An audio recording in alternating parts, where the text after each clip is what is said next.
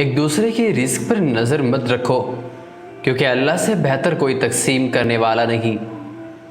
جس طرح بڑے ہو کر پتہ چلتا ہے کہ والدین سچ کہتے تھے، اس طرح قبر میں جا کر پتہ چلتا ہے کہ اللہ کا قرآن سچ کہتا ہے۔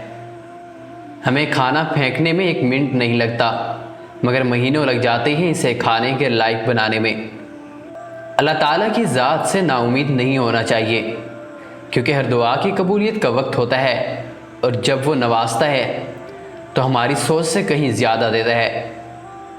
جو لوگ ٹوٹ جاتے ہیں اور اللہ کے آگے روتے ہیں تو اللہ انہیں پھر جوڑتا ہے اور پہلے سے بہتر اور مضبوط بناتا ہے۔ اپنی مانگی ہوئی دعاؤں پر یقین رکھو، وہ رحمان ہے، رد نہیں کرتا۔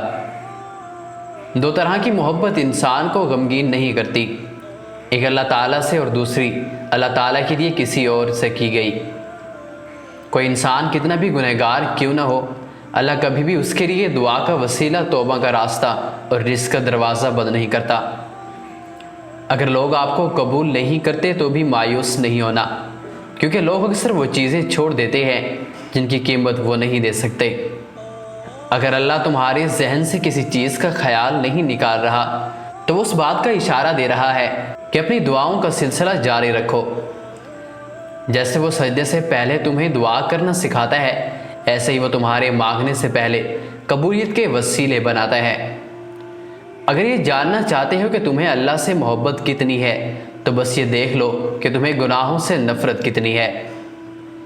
کبھی بھی کسی کو نیچی نظر سے مت دیکھو، کیونکہ تمہاری جو آج حیثیت ہے وہ تمہاری قابلیت نہیں بلکہ تم پر اللہ کا کرم ہے۔ اللہ تعالیٰ جب کسی بندے سے دوستی کرنا چاہتا ہے تو اس کی زبان پر اپنا ذکر اور دل پر اپنی فکر کے دروازے کھول دیتا ہے۔ دنیا داروں سے مانگو تو ناراض ہوتے ہیں، اللہ سے نہ مانگو تو وہ ناراض ہوتا ہے۔ اپنا مقصد رب کو راضی کرنا سیکھو، لوگوں کے معیار تو بدلتے رہتے ہیں۔ کچھ دروازے اللہ ہماری حفاظت کے لیے بند کرتا ہے، کیونکہ وہ راستے ہمارے لیے بہتر نہیں ہوتے۔ صرف اللہ کی ذات ہے جو معافی مانگنے پر نہیں پوچھتا کہ غلطی کیوں کی تھی۔ دوسروں کو خود سے بہتر ہی سمجھو، کیا پتہ اللہ سے اس کا معاملہ ہم سے زیادہ بہتر ہو۔ توبہ ایسا دروازہ ہے جس میں داخل ہونے پر پرانا انسان باہر چھوڑنا پڑتا ہے۔